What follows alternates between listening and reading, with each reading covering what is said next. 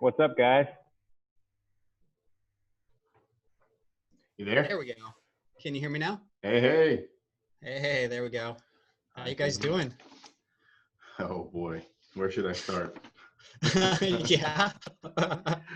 We're doing good. It's busy. It's the busiest time of the year. I mean, just gripping and ripping it right now, man. Yeah, for sure. Yeah. It's crazy, isn't it? It is.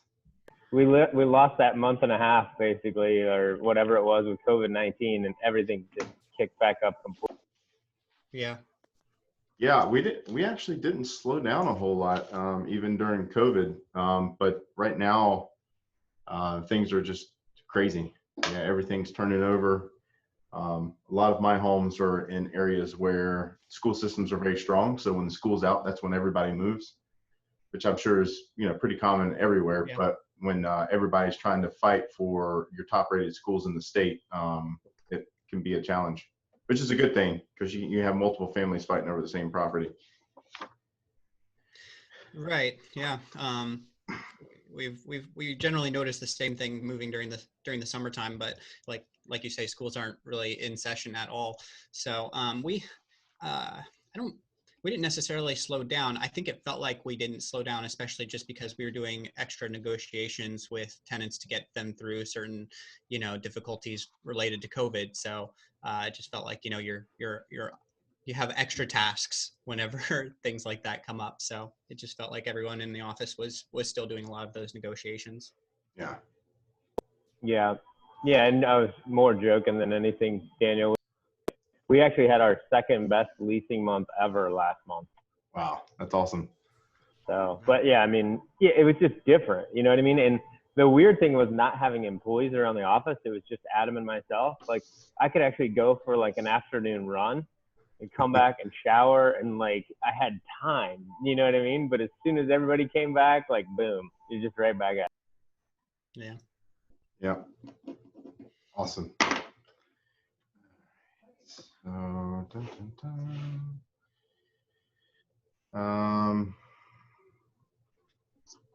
today should be fairly self-explanatory. I'm going to try to present it in a storyboard fashion such that it's going to start from the 30,000-foot view of you're a new property manager.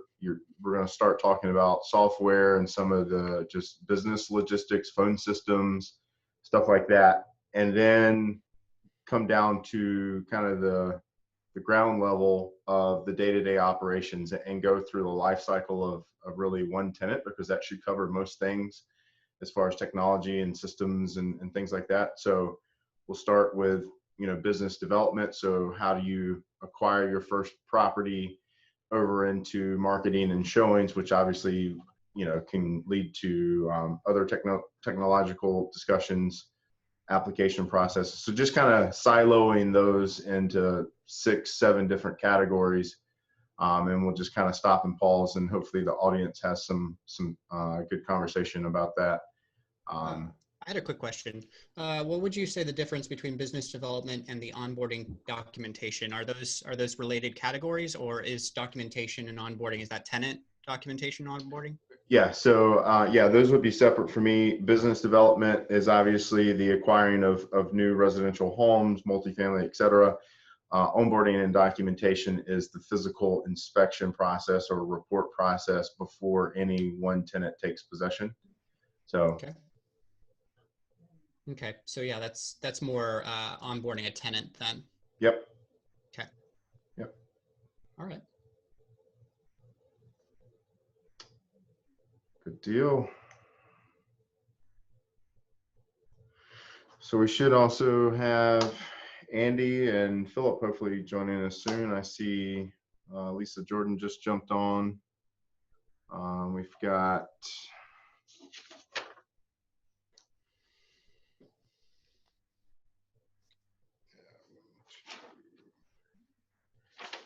should have 5 affiliates on board today.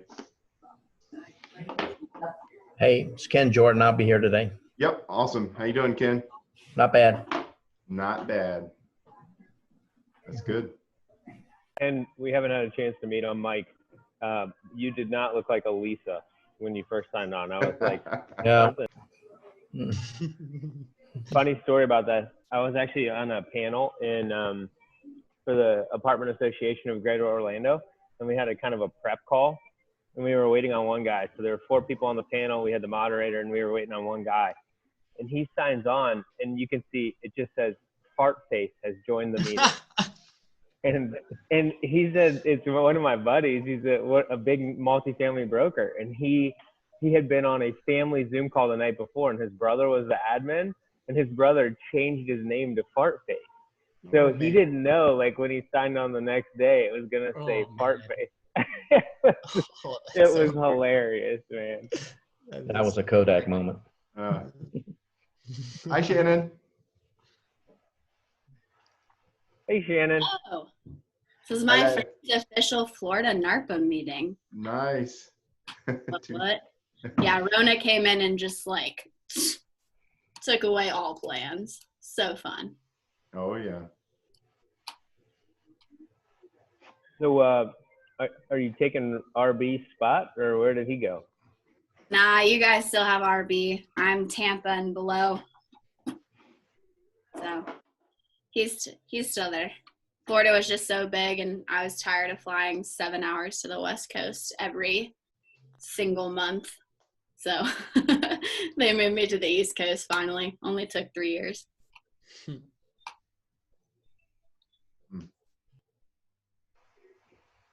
Yeah, that's a lot of travel. I'll definitely miss the mileage because I've been able to use that for, well, personal travel when that restarts again. But I'm excited to have a flight that's just an hour and a half direct. Yeah. And not have to worry about changing. Plus, I don't think, I had Seattle too, and I really don't think we'll be able to travel to Seattle anytime soon, or California. So. Yeah.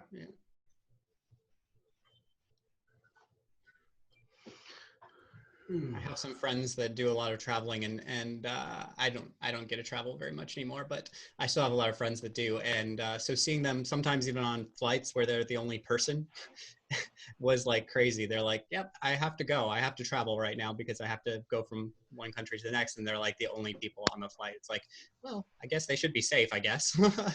And I think too, to traveling to the country from different countries, there's like a mandatory 2-week quarantine period. My dad and brother are big golfers, and they were supposed to go to Scotland for like my dad's birthday and my brother's college graduation. And that's not happening this year because it was like once they get there, they have to quarantine for 2 weeks. And then once they come back to the United States, they have to quarantine for 2 weeks.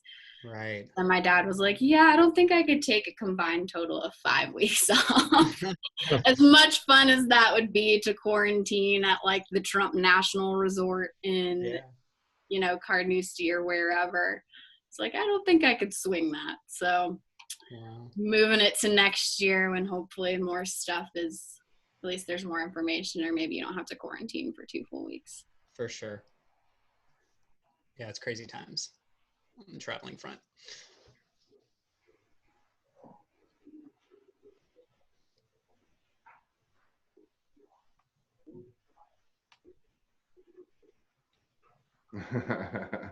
There's Philip.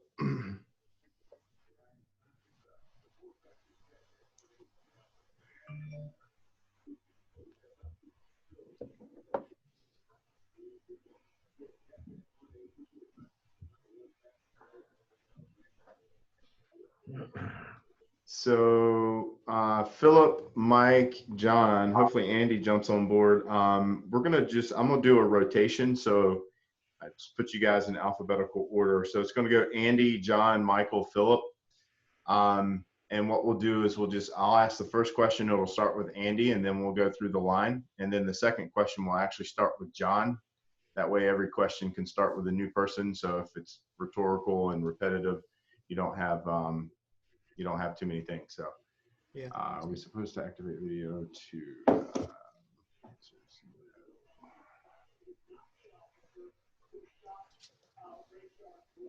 So Pamela, you were asking if you should activate video. No, you don't have to activate your video as long as you can see us. You should be good. How you been, Philip?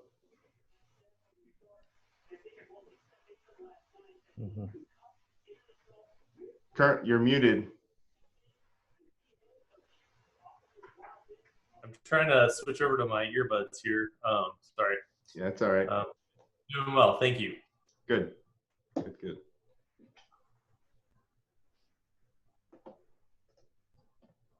I've had issues with earbuds and jumping on video calls. I've stuck with wired solutions just because, I don't know, I use a Chromebook and I'm not sure if it's a Chromebook issue or what the issue is with it, but I've tended to use wireless or wired solutions just because wireless can cut in and out and I can't figure out why sometimes. Today's tech question: should it be wireless or wired?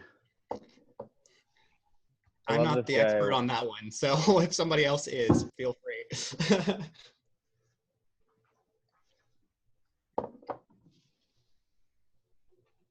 I love this guy who keeps walking around in the background of my my video here. You should invite him. Say, come over, man. Hey, dude, come on over. You want a guest spot? He's got a mask on. Are you in a hotel? I am, yeah.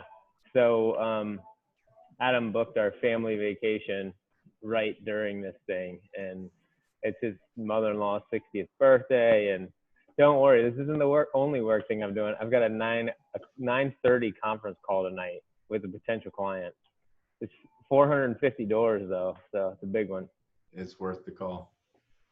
Worth the call, man. Definitely. Nice. That's awesome. Do what you got to do. Got to do it. I was on one of those Zoom happy hours. I think it's the one Bob put together or whatever yesterday, or Andrew. Maybe it was the day before. I don't even know. But I was kind of talking about it, and Mark Bryant was like, "How many doors?" He's like, just hopping. He's like salivating.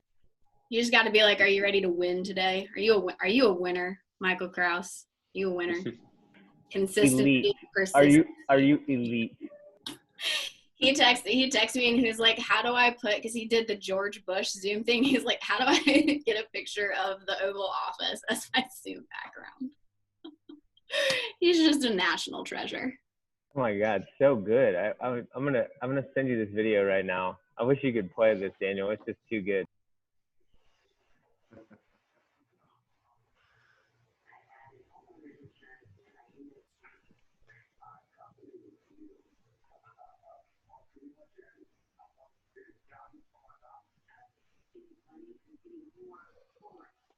We're going to get started in roughly 1 minute. Nice.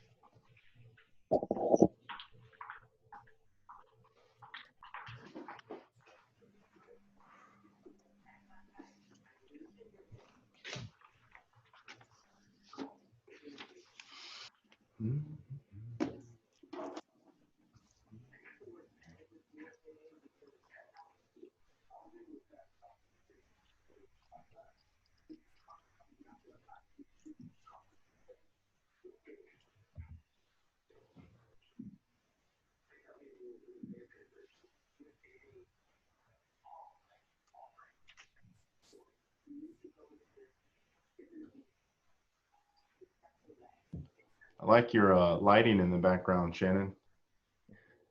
Thank you. I'm actually in my fiance's office because he owns a Cutco office branch in South Charlotte, but they've moved to virtual too. So he's getting rid of his office, and so we're going to be turning one of our bedrooms in our house into a home office, which we're both going to be working out of. So nice. I have a feeling I might have to retire the lighting because of that. Very sad. All right, well, let's get started. Well, guys, welcome.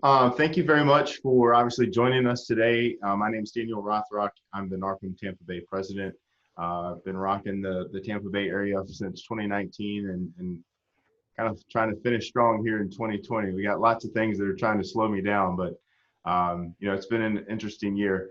So we've had this tech panel scheduled for some time, and ironically, it couldn't have probably fallen at a better time considering all the circumstances. I'd say it's true that we've all relied on technology to some degree to continue to sustain and thrive in this time. So today we're going to really talk about kind of the 30,000 foot view all the way down to the ground level from a technological standpoint. So I'm going to try to essentially just position all of our panelists to approach questions from that 30,000 foot view down to the ground level in a story brand type style. So, you know, going from your first acquisition down to kind of handing the property back over to the owner if time permits. But before we get started, obviously, you know, our chapters are ran by volunteers. We've got amazing affiliates, and so I want to spend a little bit of time talking about that. If you're a guest with us today, I just want to remind you what NARPM is really about. And as I've kind of touted over the last couple months, especially, we've leaned heavily on NARPM. You know, NARPM is built on the basis of education and relationships. And again, we just considering the stuff we've been through in the last 3 months, I can't think of a better time where NARPM has added value back to my personal business, and hopefully you guys feel the same. So our mission in Tampa Bay is simply to provide resources for residential property managers who desire to learn, grow, and build relationships in the greater Tampa area. And our vision is that we're going to simply give back and recognize leaders in the residential management industry. So, and also before we get started, I want to recognize our today's sponsors who brought this meeting for you. Let's start over with the maintenance pros. Each of our affiliates are going to kind of talk here for a few minutes as far as what types of services they offer and why you need to be using them. So first up, the maintenance pros. Ty, the floor is yours, sir. Thank you, Daniel. I hope everyone's happy and healthy. We haven't stopped. We've been open the entire time. I know some people have put off some easier maintenance things that aren't, you know, emergencies. We're more than happy to go in and get those things busted out for you. Another good thing about us is we're a licensed general contractor, which you can send your neighbor in there with a drill to fix something. But if he breaks something, can't really do much about it. If I break something, you can complain to the state and I can lose my license. So I'm going to fix it. So there's no hiding from anything on our behalf. We're going to get it done, and we're going to get it done quickly so you guys can get your places rented and you can get that income in your pocket. Also, we're working on a total home membership plan that we're going to be rolling out for free to all NARPM members. We'll be out, you know, we'll send our air conditioning partner out once a year to check everybody's unit, make sure it's running properly.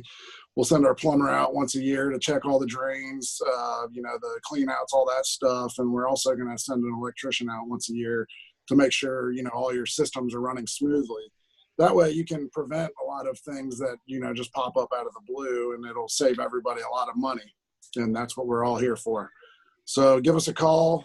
I think you can see the number. Oh, I'm moving the wrong way. Sorry. 813-373-PROS. Just give us a call and we'll get right out there, and you'll be happy you called us. Thank you. Awesome. Great work.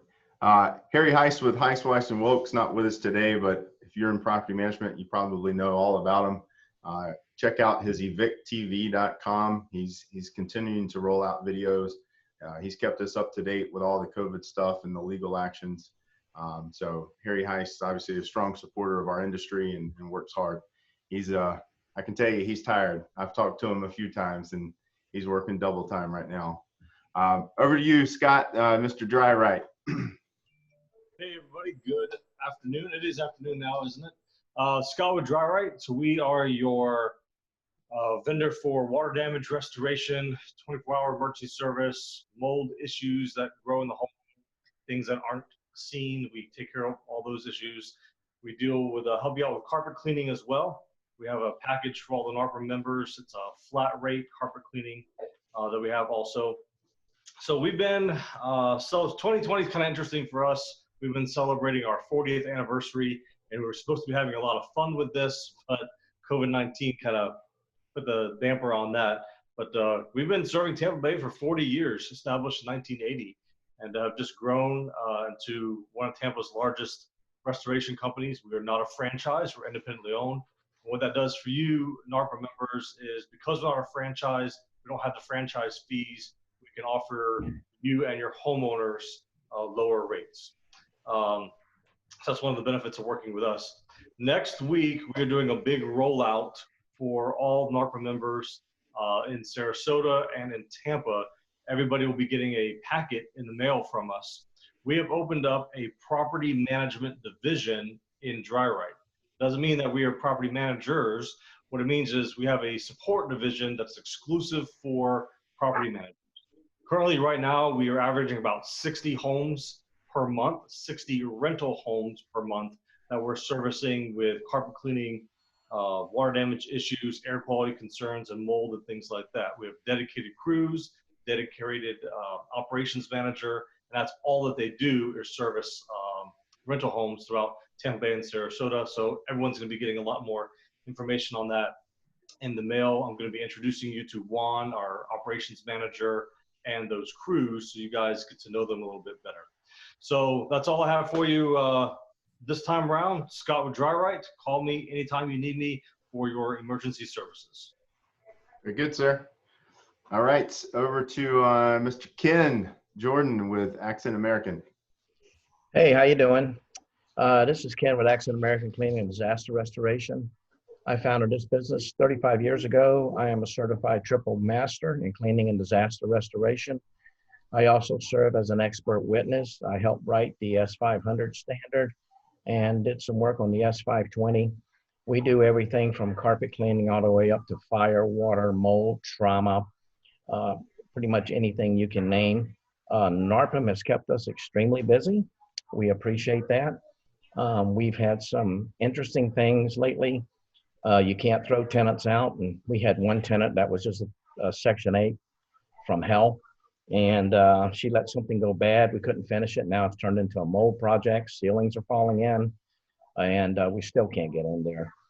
So like I said, we are the experts. I helped write warranties for Shaw Carpet Mills, and I developed some of their cleaning protocols for some of their new hard flooring. And if you get Shaw's warranty on carpet, I helped write that, and I helped Shaw. I put out a video why carpets are better for allergies than hard floors.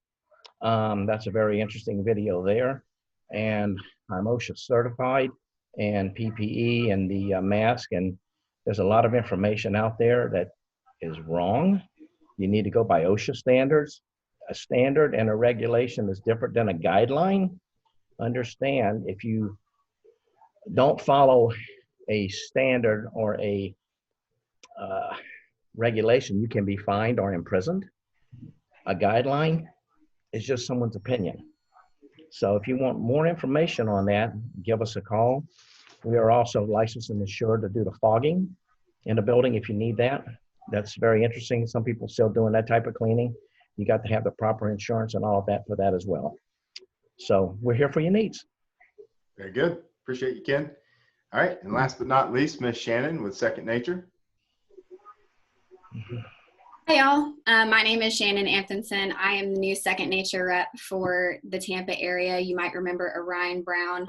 I was brought in to help him cover the Florida area.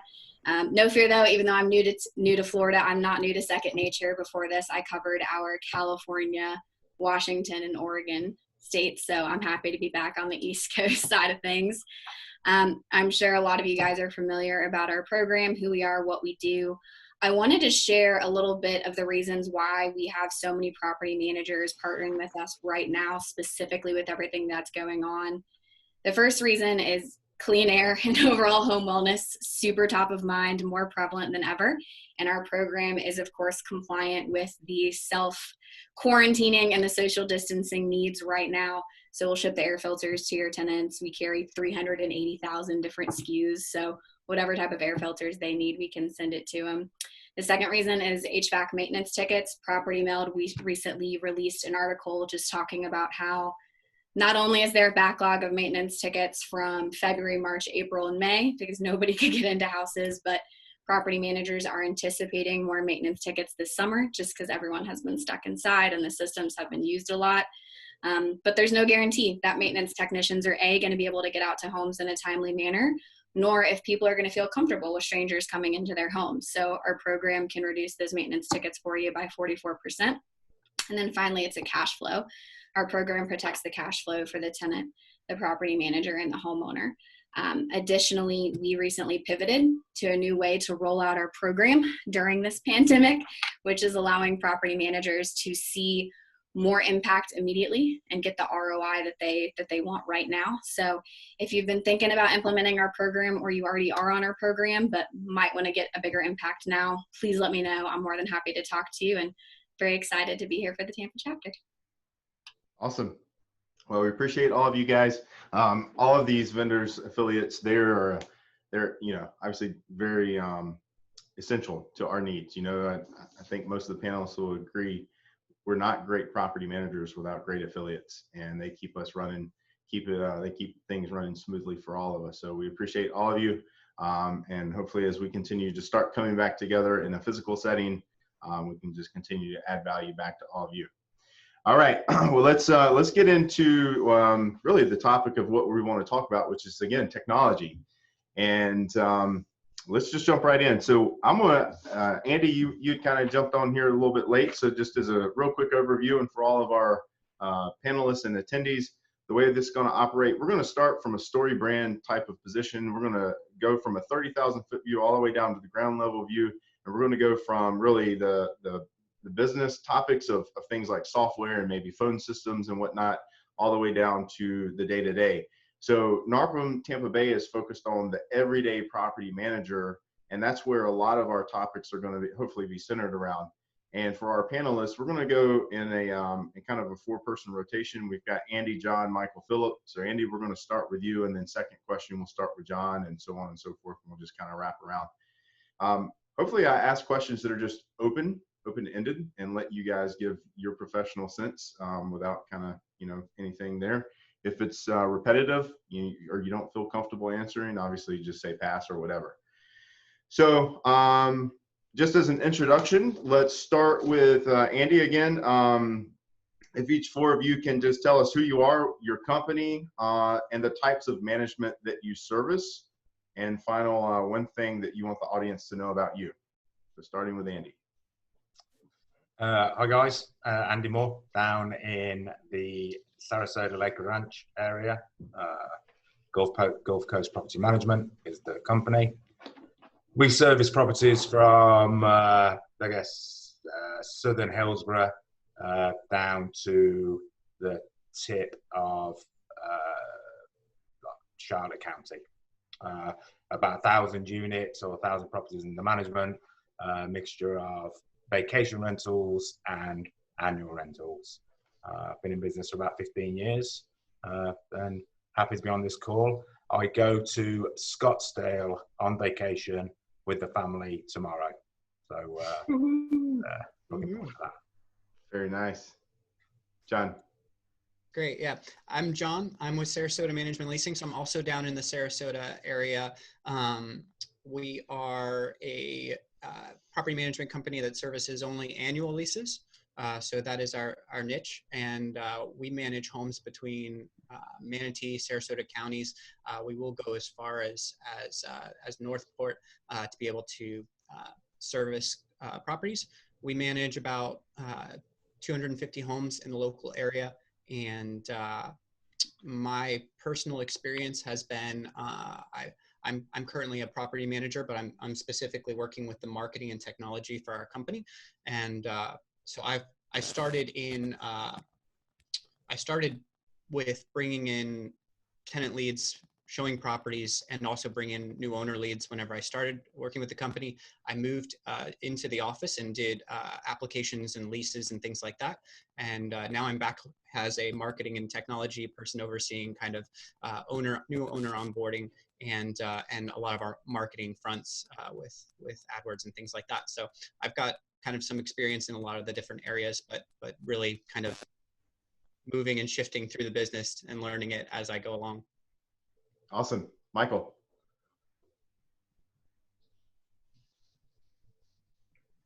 Can you guys hear me? Yep, you're good. Perfect. All right, Mike Krause. I'm from Orlando, Florida. My company's name is Atrium Management Company. We currently mostly do single-family rentals and multifamily. It's about a 50-50 split between our properties. We have about 1,500 units under management, and about 750 of those are single-fam, and the rest are multifam. So one thing that you may not know about me is I'm actually in the middle of my family vacation down in Pompano Beach, Florida. So if you see people walking around in the background, that's what's going on. Did I miss anything? You're good. All right, Philip. Awesome. I'm Philip Scarborough up in Jacksonville, Florida. My company is Supra Property Management, and I have a sales side as Elite Realty Group, and a small maintenance company that we'll leave unnamed. I'm just kidding. We manage just, I guess we're right around 200 properties, and let's see, something you guys, I also serve on the National Committee for the Tech Committee, which is a new committee, and it's been interesting. Lots of things. We're looking at the new website redesign at the moment, which is kind of cool. One other thing, I am taking on my first fixer-upper with my wife. We're going to be moving into it. So literally have been demoing for the last 10 days. And it's been a whole new eye-opening experience, literally getting hands-on. I realize I'm getting very old. So things hurt to be working physically hard again. So, but it's been a good mental brain break, and I'm glad to be here today. Awesome. Well, again, we appreciate all four of you taking away your personal time, professional time. So thank you once again. All right, 30,000 foot view. Typically, one of the biggest questions you get asked is the software. So let's start there. So starting with John, what's your primary software? What's your favorite thing about the software, and what's your least favorite thing about the software? Great. Yeah, so we use Rent Manager for our software solutions. And my experience, and we've actually moved to that software platform within the past 4 years. We used to use a different platform and moved to Rent Manager, and I was part of the deciding team that decided on which software we were going to go with. And I chose Rent Manager really honestly for 2 reasons. The first one is that Rent Manager has an open API, so you can integrate inside of it. You can pull information out of it and integrate back into it. So they have a system that's designed to work with other systems. And so I got it because of that. And then also they have custom fields, which I have found extremely useful for being able to really keep track of a lot more data. I find that the more data I can have, the more I can automate. So having custom fields for all of my different paths for tenants and everything helps be able to bring automated solutions for it. And then things that I found challenging with it, they're just coming out with mobile solutions for it. I feel like it's an older brand, and so they're integrating and staying up on the times as far as modern platforms and dashboards and things like that. I've had to build my own dashboards because I don't find the ones that Rent Manager gives us to be that good of a solution. Perfect. All right, Michael. So we use AppFolio. The thing I like the best, it just works. I don't have any real issues with the operations of it. You know, I would, if I had to do it over again, I might even pick it again. You know, I can't tell you 100%. I've heard some positive things about, you know, some different operating systems out there that might offer more flexibility. You know, like John was just talking about custom fields. You're not going to get that in AppFolio. They're very strict, very rigid. And the other problem is that they own your data. Now, everybody talks about that, and me personally, I've never figured out exactly why I need to own my own data in terms of what I'm going to do with it. Me, Mike Krause, I don't really know the answer to that question yet. So once I figure that out, I'll let you know. We don't have a need for it yet, so we haven't necessarily moved.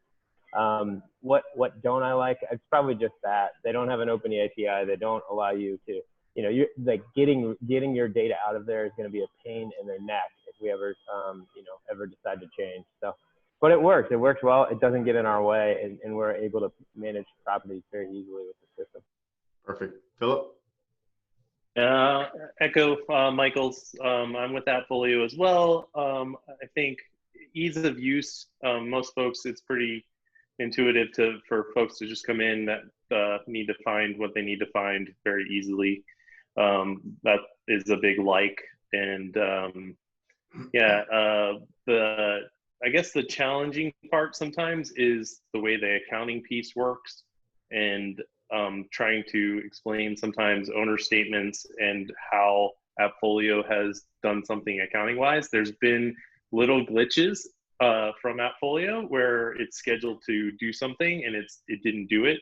We've noticed that more in the last 4 months than ever before. So make sure, you know, the property managers are checking the owner statements before going out to make sure the proper charges have been charged. But other than that, it's a great platform. Yep. All right, Andy. Appfolio for annual rental management, and a company called Track for our vacation rental management. Echo for Appfolio, and I guess this is mainly annual rental conversation. I echo everything that Phil and Mike have said. I would throw in also something that's important to us that Appfolio is lacking in is task management and just oversight, and that's something that's important to us. And we've created a few workarounds and just brought on another vendor to manage that for us. Yep. We're real quick, if you don't mind me asking, Andy, have you looked into Appfolio Plus at all? I have. I think it's a good solution for. It's a reasonable solution for just annual rentals. We need something that's. We need a system that all of our staff. We have crossover in certain departments from vacation rental to annual rental. So we need a system that it can work in rather than working in both. Yeah, good. Hey, before I forget, just to shout out to all of the attendees, if you have any questions, make sure that you post those down at the bottom. You can hit the Q&A section and you can ask some questions. We're definitely going to try to leave some time towards the end for some open-ended questions. But I'd like to, you know, if you have questions specific to software, try to answer those as we go along before we get into the next silo chapter.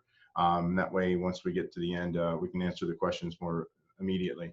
Michael, you already answered this one. So one of my questions was, if you had to do it all over again, would you choose the same software? So I know your answer on that one. I'll let Philip, you know, answer that once we get to him. But Michael, also back to you. What's one piece of advice that you'd like to tell the audience as far as like if they're having to go out and choose the first piece of software? What are some things that you've learned along the way that they need to pay attention to say, hey, this is a good option for me, or not? So for a new manager out there, I would say get a software, get up and running sooner rather than later. Make the investment in your business. I've seen a lot of managers, you know, with 20, 30 units that are literally running 60 hours a week because they're not using a professional property management software. You just don't know what you're missing out on until you do that. So make the leap. That would be one piece of advice for a new manager. You know, one thing I learned from Andy over the years is for people who have been in the business, don't be afraid to try new things. You know, I remember I was taking a trip down to visit Andy. I think it was 2 years ago. And me and Adam were coming down to visit him, and we wrote down 9 notes on things we wanted to learn and take away from that meeting. And over the course of the next year, somewhere along the line, I lost that list. But eventually I found it like in the depths of my backpack, crumpled up in a ball. And we had implemented 7 of the 9 things at the end of that year that we wanted to learn from Andy. So, you know, it's definitely important to not be afraid to try new things. And Andy's the master of that. That's why I asked you about Appfolio Plus, because I figured you might have actually already done that. So anyway. That's funny. All right, Philip, if you had to do it all over again, same software or no? And what's a piece of advice you'd like to tell the audience about software? I'd probably explore a little bit, but I definitely use the NARPM community. I echo what Michael said, because I reached out to Mario when I was struggling doing things on a spreadsheet and doing on the side of my desk while working at corporate America. And literally when I went to Appfolio, doubled in size and in scale and efficiency. So it's key to have that help with the software for sure. But I'm always looking for like the new greatest thing. But I will say I am slow to jump and change things. I want to hear from the trusted NARPM community before I do, because when I do, I'm all in. I'm going to go for it. So I'd probably explore a little bit. All right, John. I'm sorry, Andy. If I had the opportunities again, no, I wouldn't use Appfolio. I think anyone who's considering utilizing software, look at where you're going to be in 5 years' time rather than where you are now, because I think that's the mistake we make. And you probably could say that for your entire business, but certainly it fulfilled a need at the time, but our needs have surpassed. I believe our needs have surpassed Appfolio's capabilities now. Gotcha. John? Yeah, Rent Manager, and you'll hear like from people that use Appfolio, it's a drastically different platform with drastically different use cases and tools and different things. And Appfolio is a very clean interface and makes the rest of us jealous whenever we see the ways that people interact with it. I was comfortable with building. I'm fairly tech savvy. So if you have somebody that's able to like build custom fields into the software and build custom dashboards, Rent Manager can do all of that for you. So it can provide all that information, but you have to have somebody with technical know-how to be able to build that platform. Whether you have Rent Manager help you do that, as far as they do have a team for it, or or if you have somebody in staff that is able to do that. It does, to make it really effective and useful, a fair bit of it really should be built for you to be able to utilize it. And I was comfortable doing that. So for our company, it was a really great decision. And we've been able to use it really successfully, and it's able to grow with us. But it very well may not be the right platform for everyone, and likely not the right platform for everyone. So that's my thoughts. As far as technology in general, a few things that I really think are important with that is the availability of information, transparency. I think that technology provides that, and that's one of the key uses of it. So I take that into consideration whenever you are considering what kind of technology or how to use technology. You want your information available whenever you need it and wherever you need it. So that's one of the reasons why you have a platform.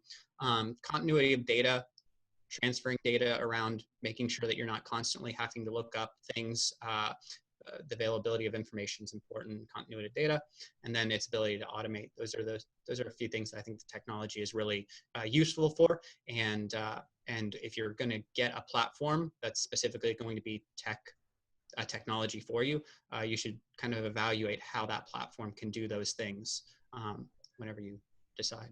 Good. All right, we're going to close the chapter on software, but we got a question that just came in. Do any of you guys have experience with PropertyWare, and do you want to give 2 cents on that real quick in 30 seconds or less? Going once, going twice. All right. All right, so Andrew just brought up automation, and ironically, that's our next topic. So I think it was Andy that mentioned something about task flow. So automation, workflow, and John just said the key word a second ago. So in 30 seconds or less, Philip, I'm going to start with you. What does automation and workflow mean to you, and how do you utilize it? So when I think about automation, I think about maximization. We want to be maximizers. We'd rather spend the time to build out some sort of automation process so it runs and makes our lives easier, so we save time in the long run. And that's been tough to do, because it takes time and thought, and there's things that change. Now there's some things that are very easy to do, And I haven't cracked that nut because it's time and energy. But there's some things that we've done. We've used Process Street, where an application comes in, it creates and runs the checklist by using Zapier, and then the checklist has everything that needs to be done and some automation in there, the templated emails to go out. We've done that. That's pretty rudimentary, but it is a start. And as you get into it, you want to tweak it a little bit more, and you can spend a lot of time tweaking it. And that's why I love property management, because there's always a problem to solve. There's always something, like I'm up at night thinking this could go a little bit easier. So that's automation to me. Awesome. Andy.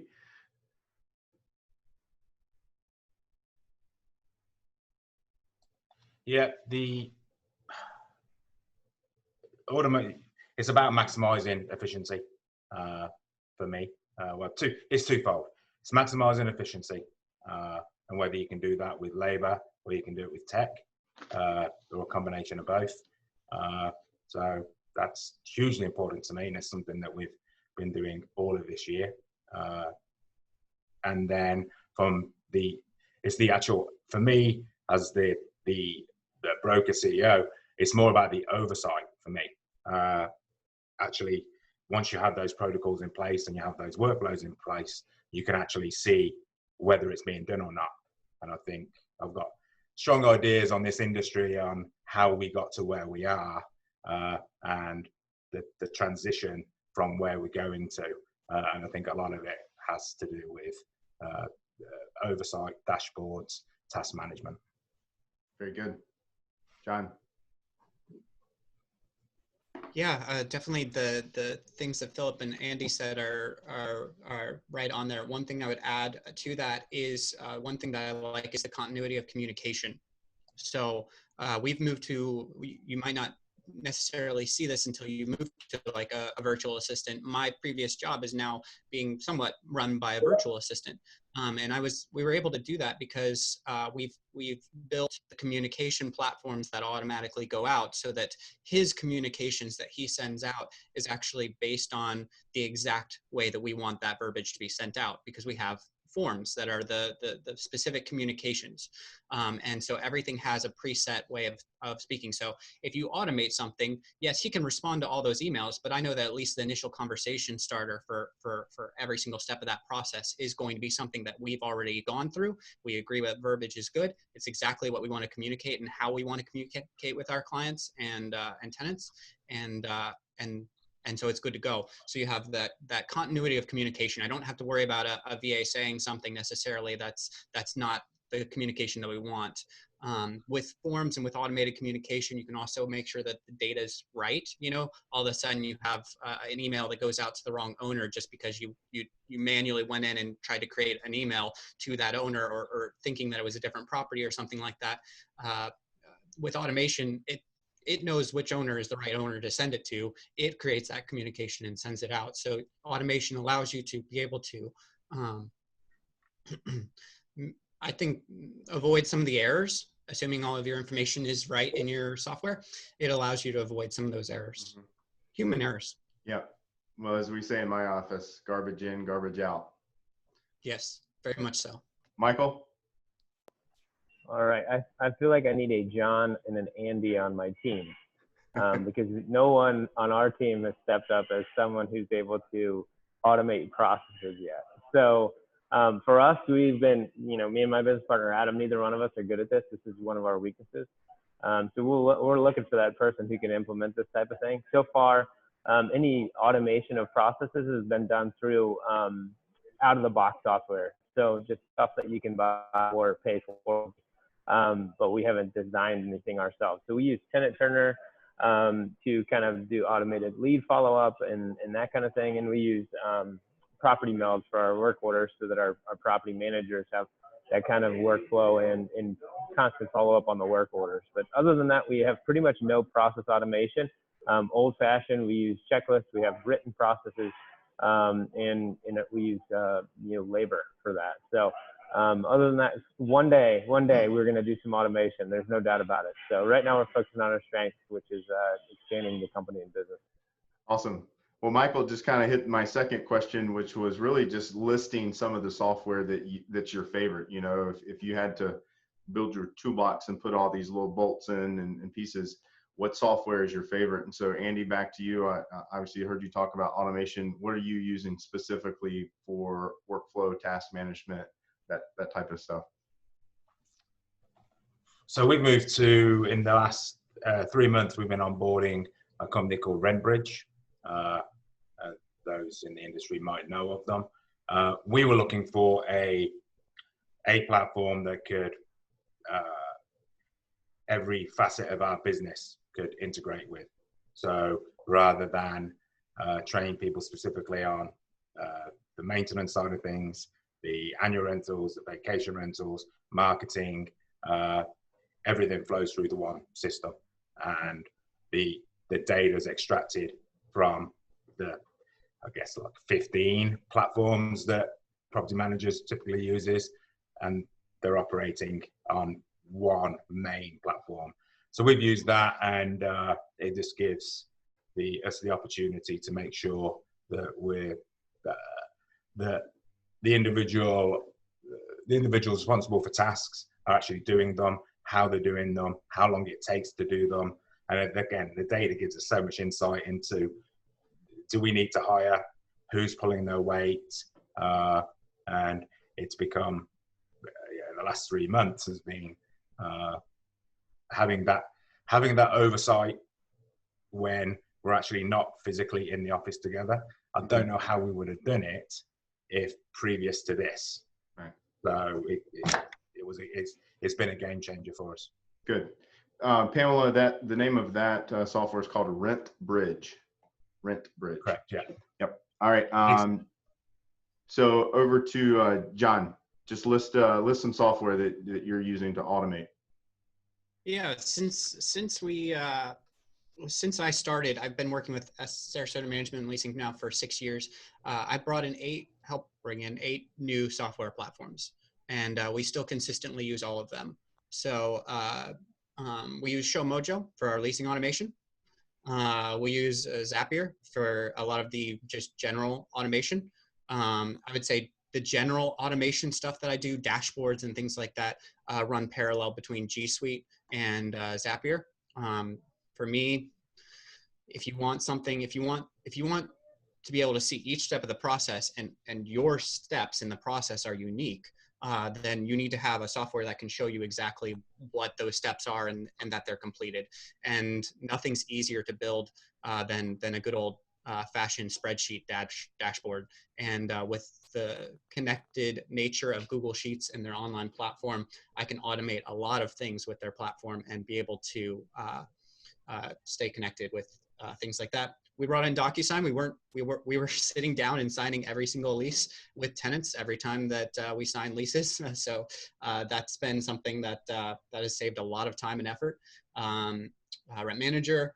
We have Property Meld for maintenance, Lead Simple for new owner onboarding, and Slack for office communications. And all those are things that we brought in since I started.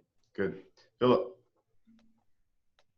Okay, I was writing those down, so I didn't repeat because I use some of the same stuff. But a couple of the highlights: Z Inspector. Well, it's not for automation, but just tech-wise, Z Inspector is great, especially if you have in-house, maintenance type stuff. Because anytime anybody goes to the property, that timeline is captured in Z Inspector. I love that product. Use Process Street to build out your checklist, and you can automate from there with some built-ins using Zapier or Zapier. The only other one that I think for the e-signing, and it just kind of hit my brain, is if HelloSign has a product called HelloWorks, and I really love that you can build out the questions for the owners to fill out for your form. And literally, I can send you a management agreement by putting in owner's name, email address, the percentage, the lease up fee, and hit send, and they can do the rest. Instead of, it takes me 2 seconds. I could send it all to you, and then I've built out the lease that way, where it's just kind of, it's a really attractive build out, and I don't think many property managers have looked at that. And I think it's free for like 100 transactions a month. So HelloWorks, you have to be a little bit, techie on the back end just to make sure your forms and everything lines up correctly. But it's a time saver and it's nice. And some things, if there's only one signer, you can have links on your website. It's just a different way to go about it when you're on the fly and you need to get some sort of form that you use all the time to someone. And that one's a winner. Perfect. Michael. I think we're going to cover all NARPM software vendors here. So a couple that have been missed that we use are Second Nature, who Shannon's obviously on the call here, or was. They're an awesome partner. We should make about $30,000 this year in extra fees using Second Nature, so nice little bonus. We also use Point Central and recently implemented that. Works great, especially on our multifamily doors. It's very helpful to have that automation and added bonus. Plus, we can make some money on that as well. And then lastly, had another one, but it's escaping me. If I think of it, I'll put it in the chat or something. Awesome. So just one of the questions that came in from one of the attendees, do any of you guys use smart locks to control access to units for tenants and vendors? Thumbs up. Point Central. Point Central. ShowMojo has ShowMojo locks. We use those. Good. All right. Often overlooked, but extremely important, phone systems. So what are you guys doing for your phone systems? Do you have automation? How granular can you get with your current phone system, starting with John? Try to keep it 30 seconds or less so we can get through some stuff. Sure. Yeah, we have an integrated, we use RM VoIP suite, which is an integrated rent manager solution. It does have the ability to have an app, so it can ring in through my phone it can ring in through my phone or through my in-office VoIP phone. Also, Rent Manager has text messaging built into the software, so you can create custom communications that can be text messaged then to tenants using a text message number that's in the system. So we use that so that everything gets tracked inside Rent Manager. Perfect. Michael. I've pretty much covered everything already. 10-4. Philip. We recently went from Ring Central to Zoom. I mean, everybody's using Zoom lately. Ring Central just kept on, I think they started charging for a bunch of stuff that we weren't using. And we just started to really think, what do we need? And actually, we didn't like the text feature that Ring Central had because we didn't know who it was coming from or to. So Zoom has been a really good platform, and I think the quality of the call coming in has been a lot better than Ring Central. So it was quick to implement, and it's been a win-win. I think it's been 3 months now. All right, Andy. Yeah, we use another cloud platform called Twilio, and that's what we use for our business. You can automate a lot of things inside Twilio as well. It's a really great platform. You can. RentBridge is HubSpot, essentially. Okay. So, yeah, HubSpot brings it all together, and Twilio. That's great. Mm-hmm. Yeah.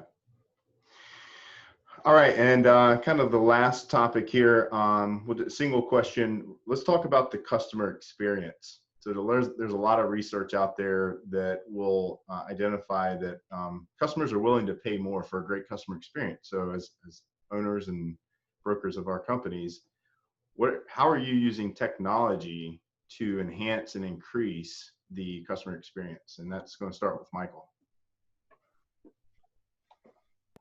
Yeah, I would say, kind of along the same line as what Philip said, we've gone to a lot of Zoom meetings recently, and we've started to use it more for even things that we wouldn't have normally met an owner for. It's nice to put a face with the name and a face with the voice. So we started to see our owners a lot more, even though it's not necessary. It just adds kind of a personal touch.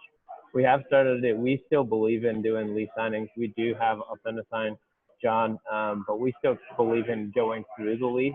I know Harry's even against that, but we think it's important. So, but we've started to do that virtually a lot of times now through Zoom, and then, basically, I would say Zoom has really kind of changed how we've used our business and kind of met over the course of the last few months, just out of necessity. But it's been a big help.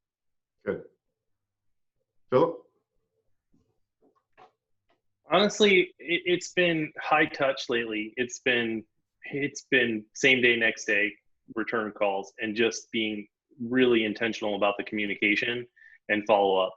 And I hate to say it, well, like that's what folks need right now. And don't get shoved to the side, just extra communication.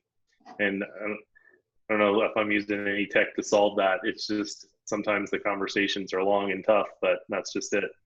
Yeah. Andy? I think one of the criticisms automation can give you is that it depersonalizes the experience. And I think really that's the rub with Appfolio, in that they'll introduce an initiative or a feature, but it's kind of an all or nothing thing, right? And the difference between an accidental landlord and an investor landlord is huge. What kind of service do they expect? What service do they want from you? And if you throw everything at both different constituents, one of them is going to have a bad experience. So what's being more granular about your data is, and your workflows, is that you can tailor the experience and customize the experience so it matches the expectations of your client. And that's where I think the industry is going. Yeah. Awesome. John? Yeah. So with us, and specifically with what we're doing with technology, like definitely finding ways to have that personal touch that Philip was talking about, so like if we're going to go to a property and do an inspection of it, and we're going to do a video inspection of the property, making sure that we start with the camera facing towards us, so that we can introduce ourselves. We're at your property, we're doing your inspection, and then go ahead and do the inspection, so that it actually feels like, you're communicating with them how their property is. A lot of people aren't in state, so just having that connection with your property manager, I think adds value there. With it, I think for us, what my goal has been is, because I like to have information-rich emails. And so I use automation to be able to grab a lot of information so that owners are well informed with the automation. And you can do that if you have a software that's capable of it, and really tweaking the communications that you have and automate. So I really start with a very thorough email that's can be automated and custom, and then I make sure it comes from my virtual assistant, or it comes from somebody in the office, so that hopefully 90 or more % of the communications can be automatic and go through.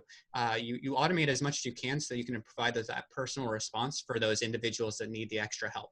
And so that's been my goal, is to have things automated, so I have time to create those moments, right? You have those times to create the moment with the tenant where you spend the extra time. And so everything comes from a personal email address, so whenever you reply, you'll get somebody, right? Nothing's a do not reply email type thing. Good. All right. So we're going to kind of come out of the clouds a little bit. You've got your business plan put together. You've figured out your software. You've got your game plan put together. You've automated some workflow and task management. Phone systems are all picked out. Let's talk about business development. Obviously, small company, you're probably the business developer. You're the one out running the show until you get up and running, and you can kind of backfill that position. Without going into too much detail, what does your sales funnel look like with regards to technology? And you can point out if you have a dedicated BDA, if you'd like, and how you use technology in that relationship. And I'm gonna start with Philip. Yeah, like many NARPM users, I use Lead Simple, and we've created the drip campaigns and pretty much lean on that pretty heavily. And I'm the one who is pretty much taking the calls unless I am slammed, and then I'll forward it out to the property manager to take the call. I'm still rather small firm, so it's not like we're getting a ton of leads, but we want to touch the lead as soon as it comes in, as quick as possible. So But Lead Simple is how we do that. And I had I think her Alamong was her last name, that built all our drip campaigns, and she did a really good job. I contracted her, took probably about a month. So they were customizable and then linked up with MailChimp. So if we changed the status of it, then they would get certain drips, ongoing. So I think that works fairly well. Good. All right, Andy. Yeah, we have. I've utilized the BDM for about 4 years now. I would encourage everyone to use the BDM if you want to grow your business. They're not going to be able. The BDM's not going to be able to sell your company like you can sell your company, but if they can be selling 5 times as having 5 times as many meetings as you, then your company's going to grow. So I would encourage everyone to get a BDM. We use Lead Simple, 4.5 integrations with, I can't remember who they used previously. We've now moved to HubSpot. It's all automated.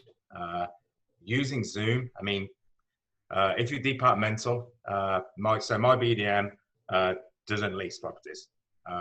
So the Zoom technology has been great in that I encourage, if we can close the deal without going to the property, that's a huge win for us.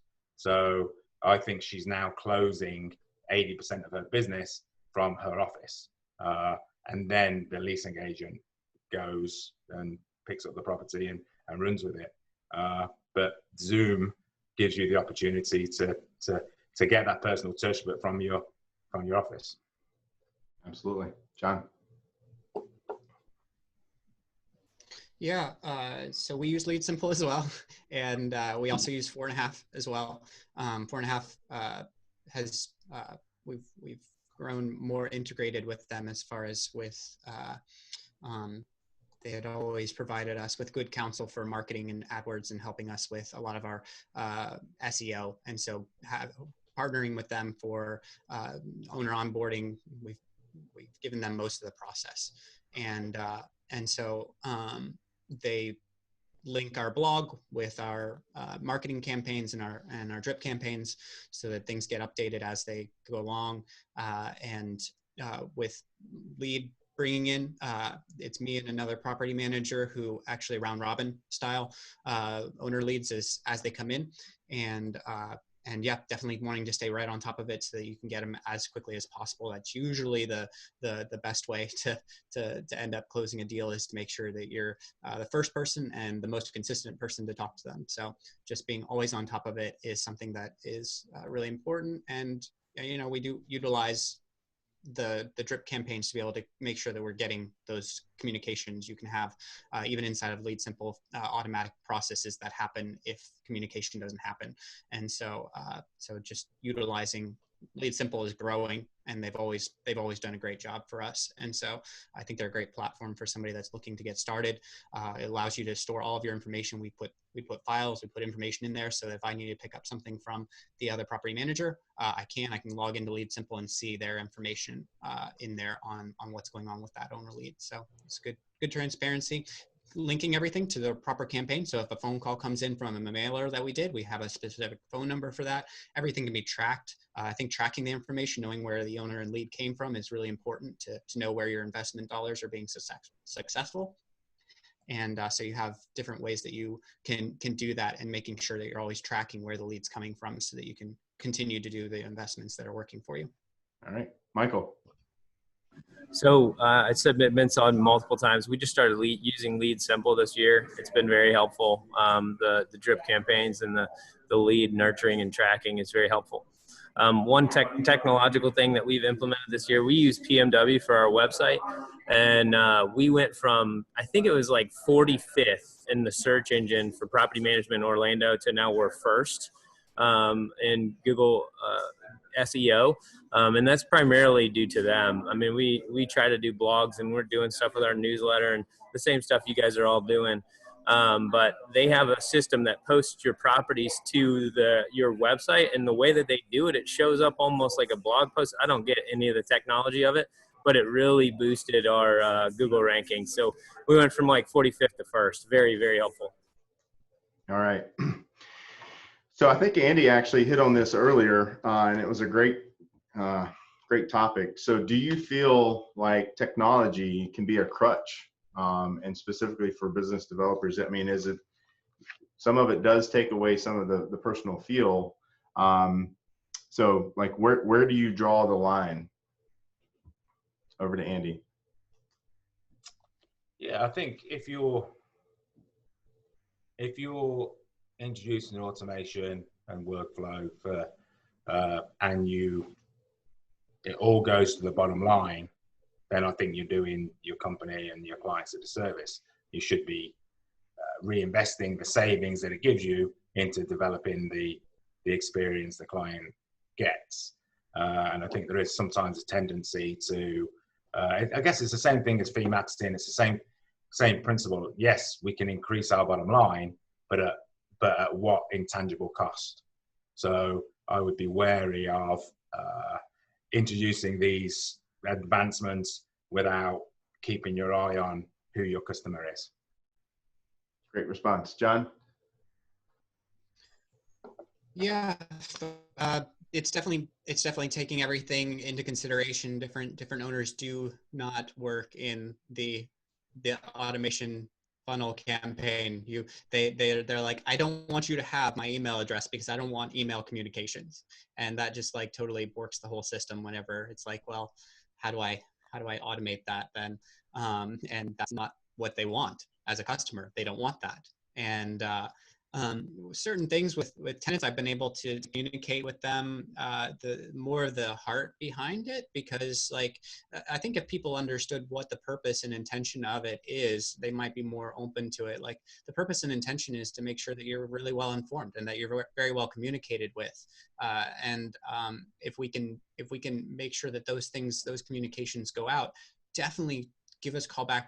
Feedback is important, and we want to be able to be there for you. And the automation allows us to be able to take time to be able to do those things. The automation going out and your notifications, that allows us to be able to spend time whenever you have specific questions, and it frees up so that we're not doing individual phone calls or individual conversations for each of our owners. So sometimes you can help them kind of say it's just an added way of helping for communication to be clear and making sure that everything is, and a lot of things need to be in writing for what we do. So it's like we have a lot of reasons for why we do what we do, and it's just hopefully that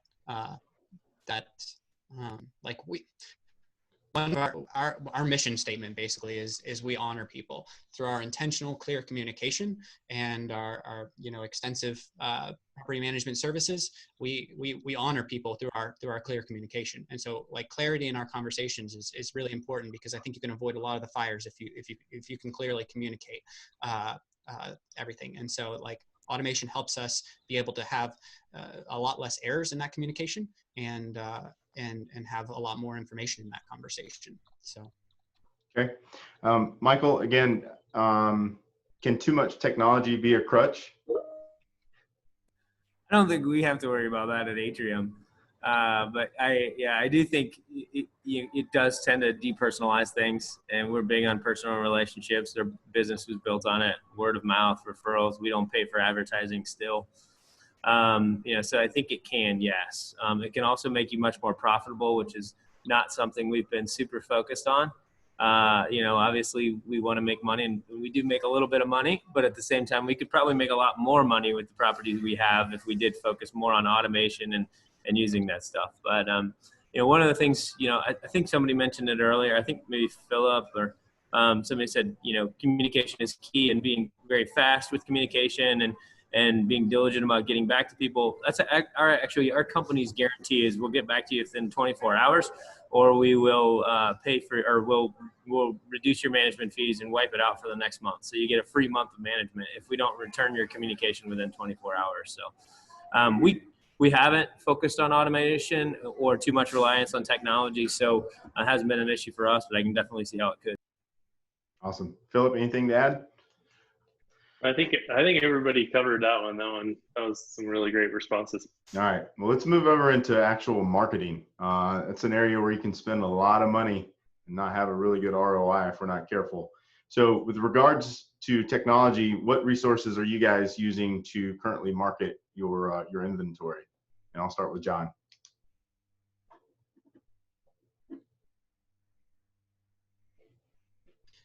Yeah, sorry. So yeah, with how we market properties, like even with Zillow's recently, started doing, their own like cost programs and professional setups. And so it's like trying to be able to save money whenever they're going to charge you dollars per day per listing and all that. We do then utilize the MLS for their connections and syndications and things like that. We do use ShowMojo as well for syndications, and just for us, the most important thing with that is just making sure that as much of it is connected to our software as possible, because as you market information, you want to make sure that the marketing information matches like what the property details are. And for the longest time, we had like a separated website from our property management software. And so like maybe the property doesn't have lawn care included anymore, but the marketing software, like the marketing website, didn't get updated. The property management software is updated, but the marketing website, it isn't. So like connecting as many of those things together was like a huge part of like us solving some of those issues, because you can have a pretty big issue whenever you're marketing a property with lawn care and it doesn't have lawn care included. Like there can be added cost of the washer and dryer removed and the tenant was expecting one. All this stuff that you want to keep track of, and having too many different systems that aren't connected means that you can lose a lot of that information. So yeah, with marketing inventory, we use ShowMojo and we use the MLS, and then Rent Manager has a plugin inside of our website that, just like PMW websites tool, it does create like a blog post on our website for each property that we list, which is good for your SEO. So yeah. Michael, anything else from you? Anything other than Zillow, MLS? We use AppFolio to syndicate out. So, and then we also we've started using Facebook Marketplace. We've started using Facebook and Instagram, especially on our multifamily sites. It's nice to be able to press virtual tours. You can actually link the sites together. So, our properties up in Gainesville, where we have 5 communities pretty close by, if one of them's out of a 1-bedroom, you can just easily pop them over on Instagram to check out another one of the other properties. So it's been very helpful. That's awesome. And then Tenant Turner helps a lot with, the lead capture. That's kind of on to the next step. Okay. Philip? Yeah, John mentioned something that's been, I literally bought a fence last year because of not having the right stuff. Luckily, it was one of my rental properties, so it didn't sting as bad, but still, it caused a little strife at home with my wife. Yeah, we use property manager websites and their free rental sites to post on our website. Having 2 separate companies, this is probably one of the only things that's probably good besides liability is my real estate sales company does the leasing for the property management, and then we stay in the MLS, professionally managed by Super Property Management, and that feeds out to Zillow, so that avoids the cost of paying for Zillow leads. And then we've got, it's feeding, kind of dual marketing, right, through Elite and Supra, and no one's ever asked, hey, what's the deal with this? Because our company has 2 separate entrances and that sort of thing. So it's not been, it hasn't been a problem, but having the right information and double checking that it is in the right spots has been an issue. Andy? From an annual perspective, we use Tenant Turner and for distribution, and the MLS if it's deemed worthy. And I don't know if that's our pain point. I don't know if that's in our industry at the moment. I don't know if distribution of properties is our pain point. So we don't focus We don't focus that much on it. We just measure the performance of the leasing agents. Good.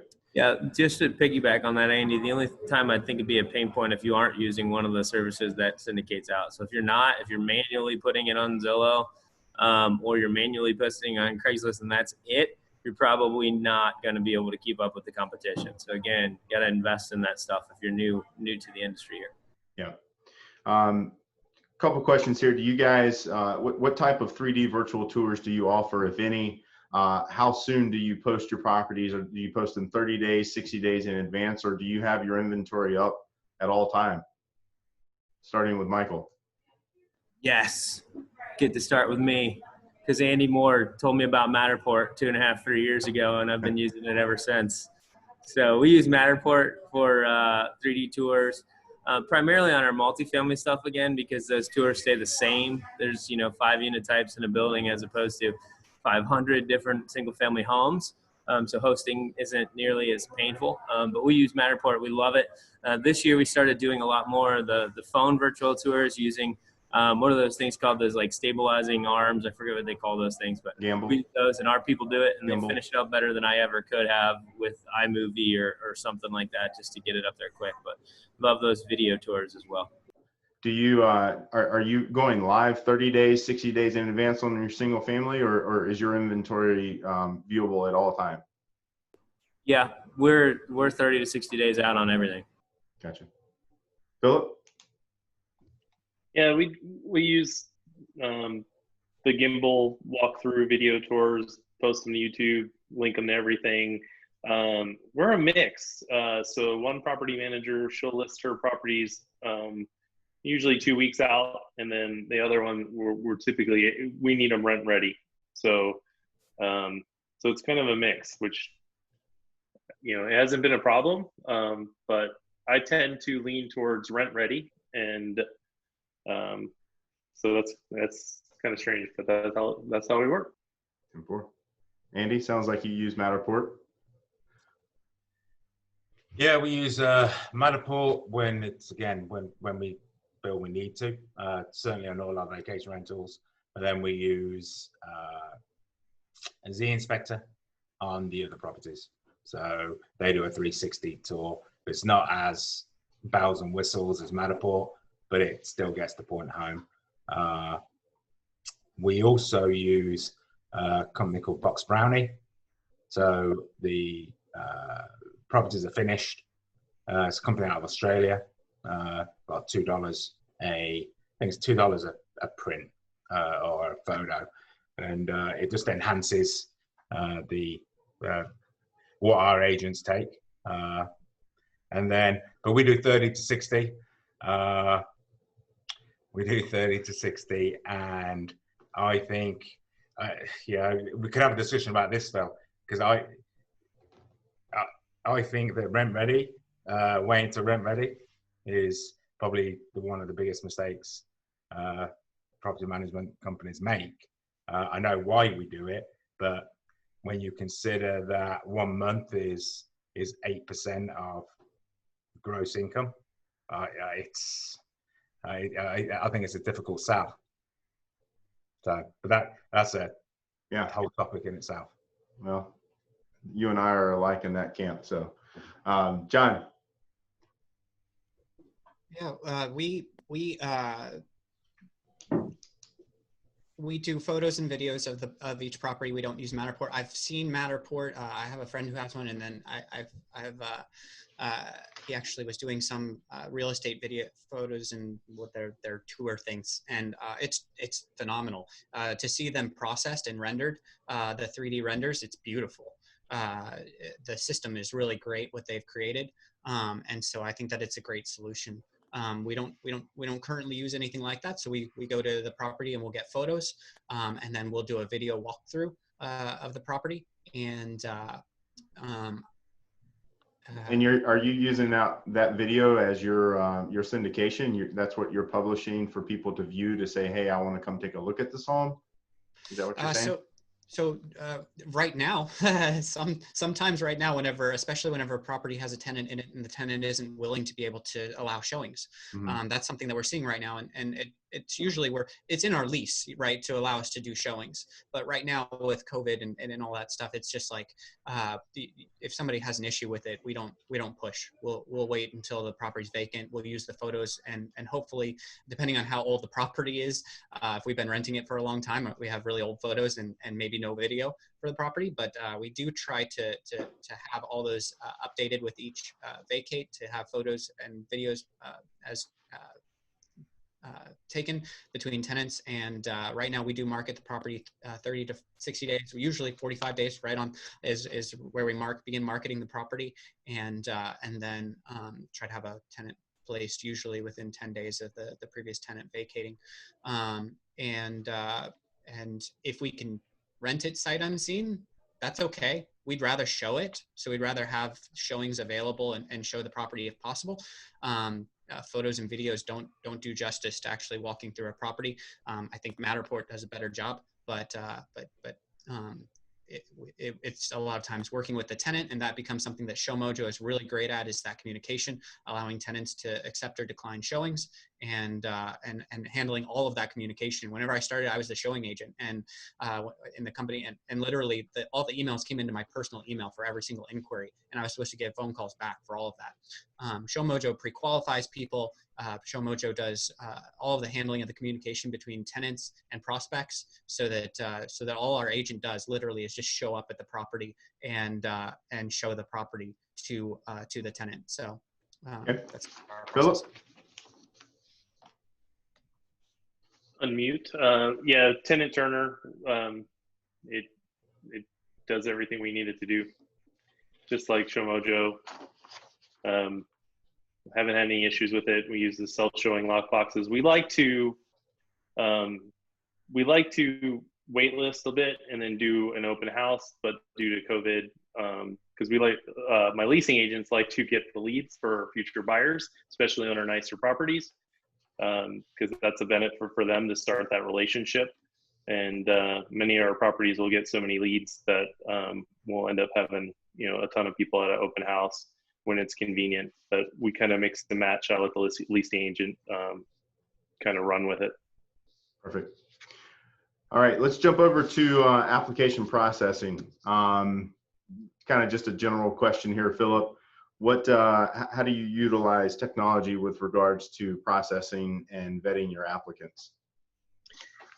So we used Virtually Incredible for a few years, and that worked.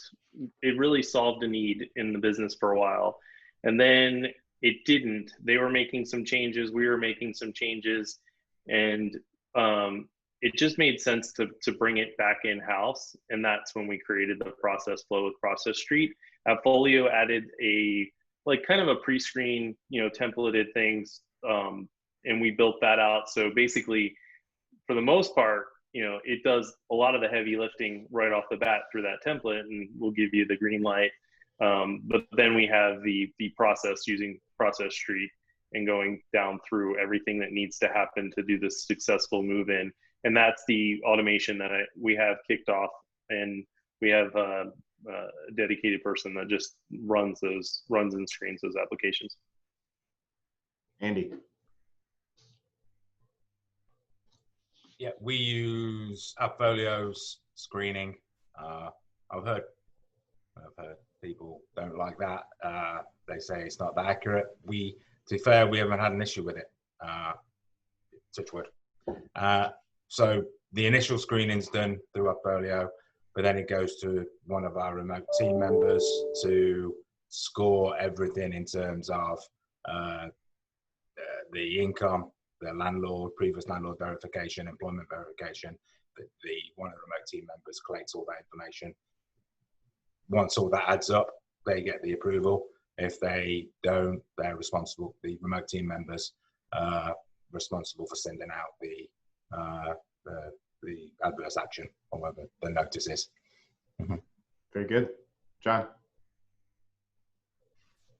Yeah, we do something similar probably to Andy. We have our screening done inside of Rent Manager, and then we have as far as the background check and credit report, and then we have a VA that handles the process from there. I spent a lot of time on this because I used to do this position, and then so some of the things, like, to me, this is an area where processing dashboards would be superbly helpful. And I haven't seen a great solution for it personally. And maybe other platforms have a great solution for it, and I just haven't seen it. But just like, you want to make sure that certain things are checked and that they're finished, and you want to have oversight in a way that you can view everything from a bird's eye view to make sure that everything is looking good. And so I built one because I couldn't handle it. I couldn't handle handing it over to a virtual assistant and just believing that the process was going to go smoothly and the right people were going to be qualified and approved. And so I have a fairly custom built spreadsheet that actually brings in a lot of the just the screening questions and screening criteria into a platform, so that I can kind of get a bird's eye view of where everything is in the process, and I can see all of the applications and how far along he is in the process. He fills out Google Forms along the way, and those forms, whenever they're filled out, create communications following the exact verbiage and wording that we want to express to onboarding tenants. It's a fairly complicated system, but I don't know. It's an important thing to approve well-qualified tenants. And I like to be able to have oversight over the process, and I don't want to have to dig into every single application. So I had to create a dashboard that showed me the information from a bird's eye view, so I could see and track when things are getting behind. You want to move things forward quickly. And so I've been able to create a system to be able to track that, but I don't know of a good solution that's pre-built. Yeah. All right. So you started your company, you did some marketing, you've got your first rental, you're out there showing it, you got somebody, they applied, now you're ready to approve them, they're about to move in. We got a lot to do before we hand over the keys. So let's talk about onboarding and some documentation processes. John, I'll start with you. What does your documentation process look like? Does it include videos? Is it photos? Is it a handwritten report? Is it is it all of the above? Is it none of the above? What does that look like for you, sir? Yeah, we do a move-in inspection of the property. It's a video. I think she does do photos sometimes as well.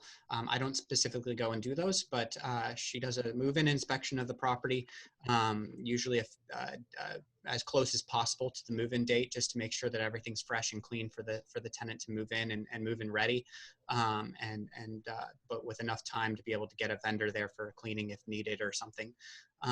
So what are you using with your video? Are you just using a smartphone, and are you uploading that to YouTube? Are you housing it on your own database? Dropbox.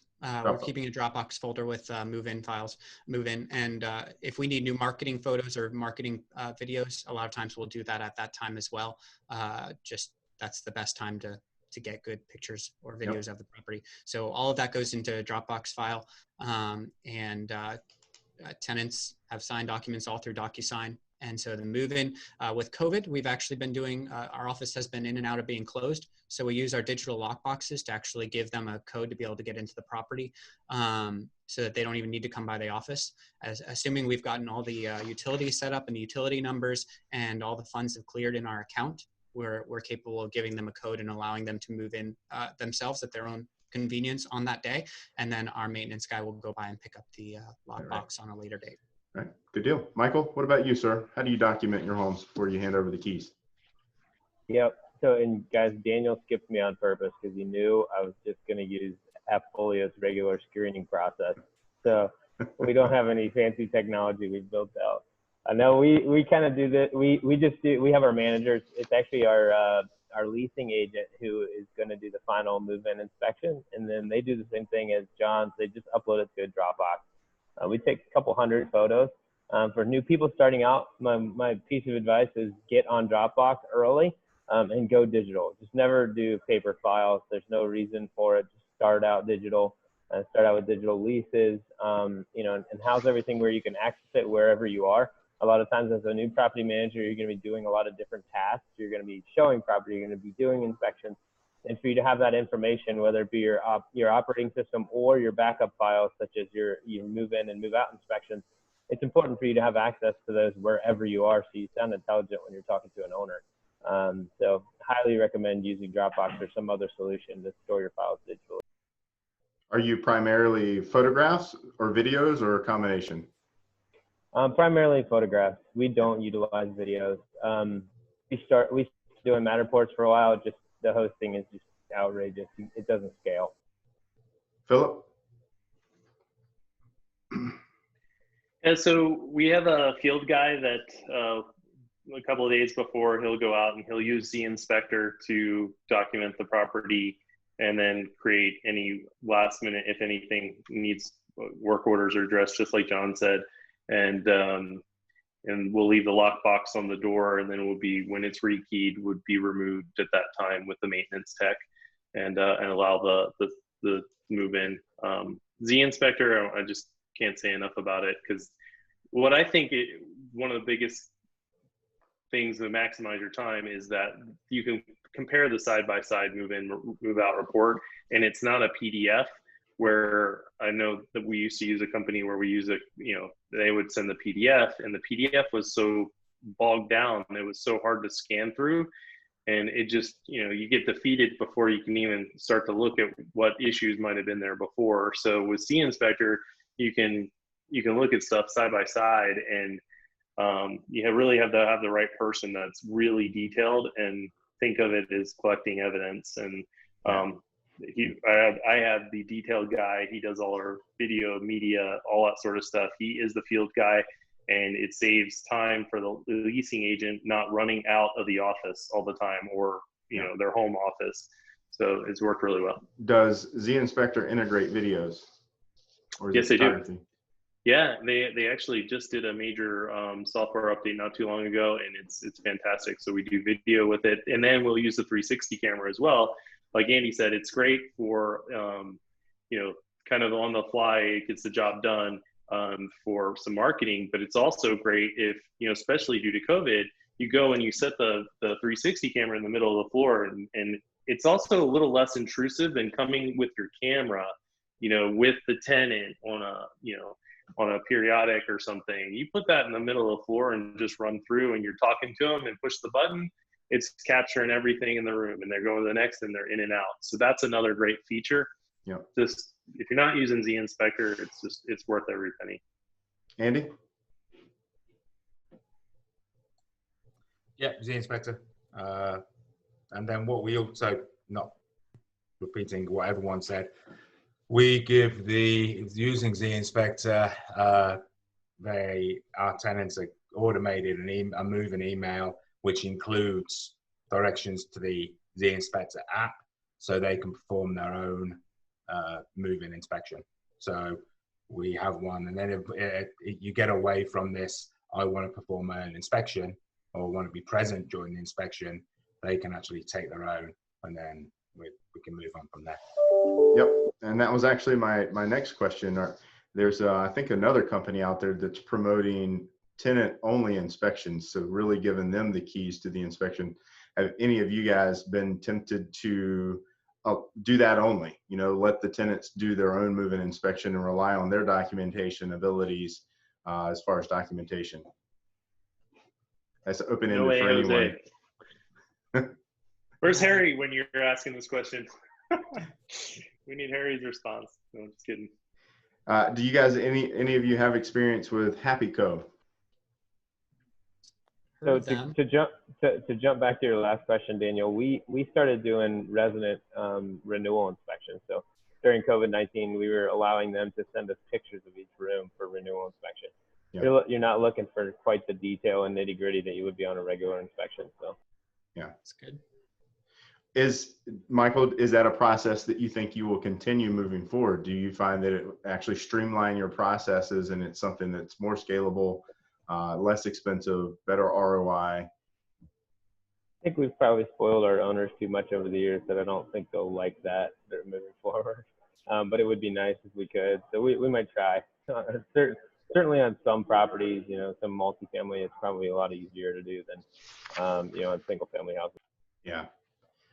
Any other closing remarks on just the documentation process before you hand over the keys, before we move on from any of you guys? Good. All right. Service and maintenance. It sounded like many of you had already brought up Property Meld. Is there anyone not using Property Meld? Andy?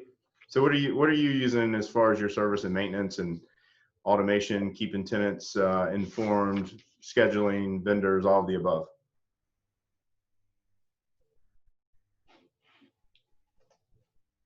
Can't hear you. Sorry. Separate maintenance company. I own a separate maintenance company. So we coordinate our maintenance. We have a property manager, maintenance coordinator, but then we also have a maintenance coordinator for the maintenance company. So they talk, and we were probably one of Property Meld's first customers. At the time, they didn't have a great internal maintenance solution, so it wasn't a great fit for us. Yeah. And then one of the other challenges we had was getting vendors on board to use the platform, which kind of took away, for me, it took away some of the benefit of it. But I hear great things about Property Meld, and maybe one day we'll revisit. All right. Well, open-ended for the other three, because it sounds like all three of you use it. Why should someone choose to use Property Meld? Andy told me 3 years ago, and I like it. So it was helpful for us. Here's the thing that it solved for us mostly. The work orders that would just kind of get lost and left, that would just kind of float off into Appfolio cyberspace. That doesn't happen with Property Meld, because that ticket bounces back and forth between the resident and the vendor via text message until its completion. So there's just a lot less chance of things falling through the cracks. And the few KPIs that we watch in there, melds that are overdue, melds that are waiting on vendor, and melds that are there's another category that's escaping me. But anyway, it's very easy to watch the KPIs within their dashboard, and using our scorecard system that we have. All right, Philip. I actually don't use Meld. I think at where we are, I mean, in having 90% of our smaller maintenance stuff we handle in house, and yeah. So I mean, I've looked at it several times, almost implemented several times, but it just at the size where we are, I just don't think maybe it makes sense. I think the other thing is, just as a whole, as we're talking about technology, there's a lot of things in virtual assistants or anything we can run and spend a lot of money on to work in our business. And I think always at the end of the year, or at certain points in time, really check where your money's going, and see if it makes sense. Because I did that at the end of the year and really got lean and mean, and I was so thankful going into the season. So that's something you need to always keep a pulse on, because even if you shift gears for a season to get the process right, then you might switch back to something. It's not the end all be all forever, and there might be another solution. And I'm surprised some of these softwares that we're using haven't utilized some of the technology of some other outside pieces to fill in the gaps, because I don't think it's prioritary. It's just some things to think about. Yeah. All right, guys. Well, listen, we're running close on towards the end of our time, and I want to honor your time. Just want to end on this last open-ended question, if you don't mind, maybe 30 seconds or so. Where do you see our industry in the next 5 years with technological advances, or where do you hope to see it at least? And I'll start with Andy. Thanks. I think that the reason this is important is because for years it's just been an agent dominated or individual agent dominated business, and I'll talk about this infinitum, and that's why no one's really had to worry about workflows and oversight and task management, because if you're an individual agent working under a broker, portfolio style, you can get away with so much. You can cover up your mistakes. I think that's what you're self-motivated, but if you drop the ball, you know what ball you've dropped and when you dropped it, and you can cover for your errors. And I think this industry has got by on that for decades.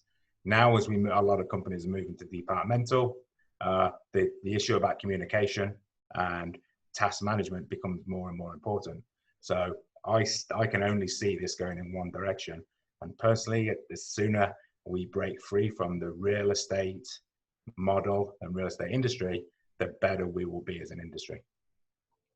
I like it. John.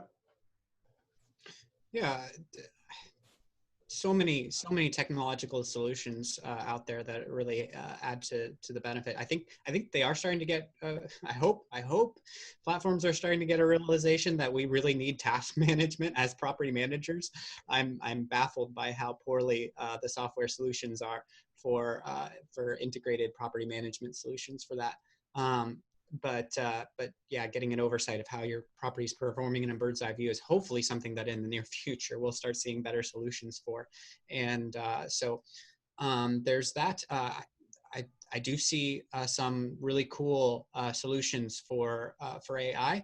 And they're doing a lot of machine learning, taking maintenance, at least handling preliminary maintenance or preliminary leasing or preliminary anything, getting into more of an AI-based system.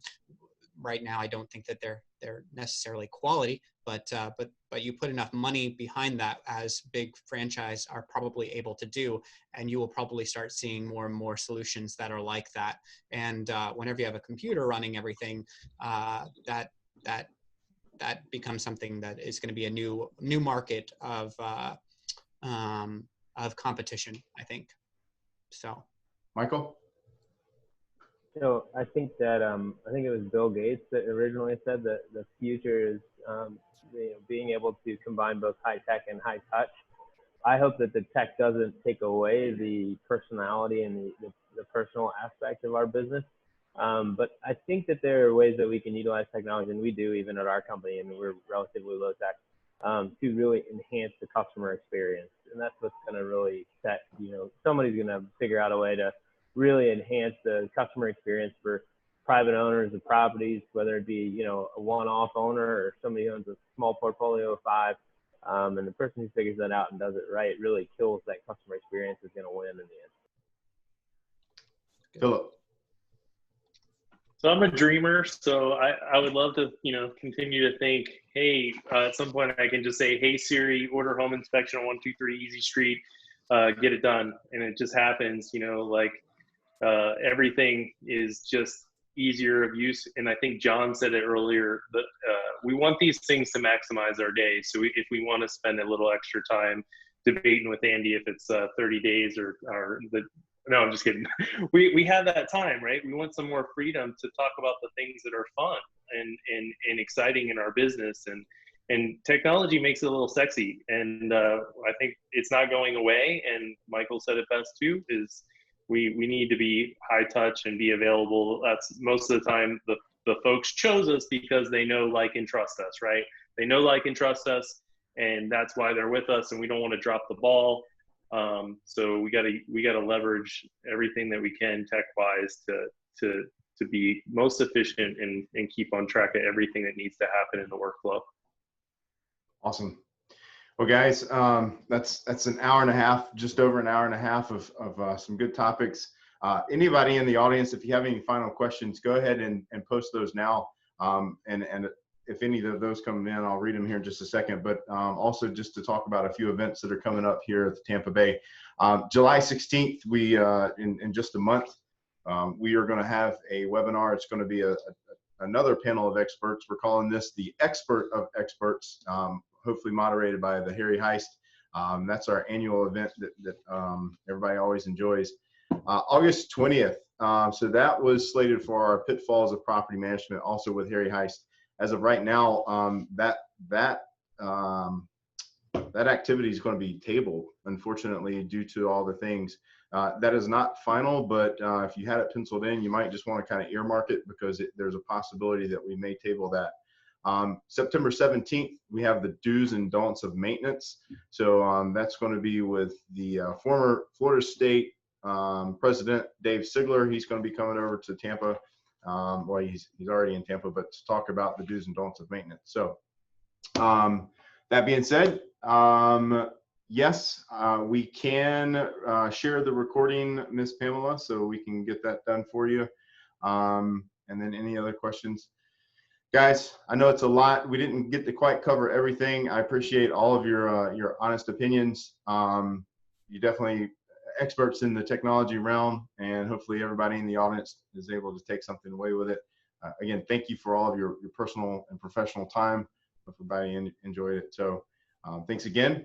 We'll consider this concluded. Thank you to all of our affiliates that stayed on as well. Thank you, Shannon. Thank you, Ken. Thank you, Ty. So It's been a pleasure. yeah, man. Thanks, guys. All right. Thanks to everyone. Thank you, guys. Have a great day. And enjoy your vacation, Andy. Michael, enjoy the rest of yours. Thanks, guys. See ya.